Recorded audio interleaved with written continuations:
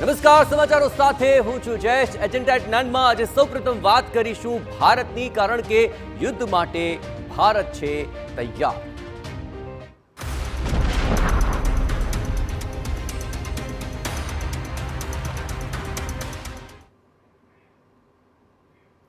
પહલગામ આતંકી હુમલા બાદ પાકિસ્તાન સામે મોટા એક્શનના સંકેત હાલ મળી રહ્યા છે. કેન્દ્ર સરકારની બેઠકોનો દોર હજુ યથાવત છે. આજે એક જ દિવસમાં 4 મોટી બેઠક મળશે.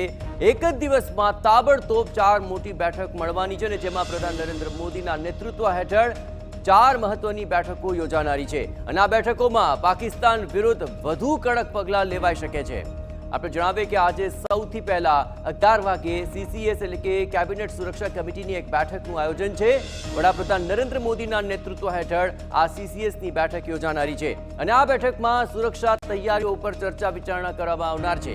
પહલગામ હુમલા બાદ આ બીજી સીસીએસની બેઠક છે, અને આ બેઠકમાં વડાપ્રધાન મોદી સહિત 5 પ્રધાન સંમેલિત થશે, જેમાં વડાપ્રધાન નરેન્દ્ર મોદી, ગૃહમંત્રી અમિત શાહ, સંરક્ષણ પ્રધાન રાજનાથસિંહ, વિદેશ પ્રધાન એસ જયશંકર અને નાણાપ્રધાન નિર્મલા સીતારમણ સહિતના પ્રધાનો સંમેલિત થવાના છે.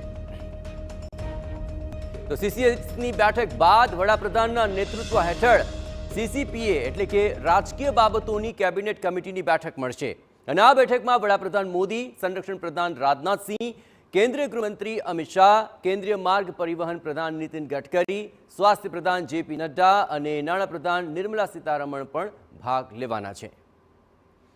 સીસીપીએની બેઠક બાદ પીએમ મોદી સીસીઈએ એટલે કે ઇકોનોમિક અફેર્સ કમિટીની પણ બેઠકમાં સંમેલિત થશે, અને આ બેઠકમાં PM Modi, Rajnath Singh, Amit Shah, Nitin Gadkari, Shivraj Chauhan, Nirmala Sitharaman, S Jaishankar, H.D.. Kumaraswamy, Piyush Goyal, Dharmendra Pradhan, લલ્લનસિંહ હાજર રહેશે.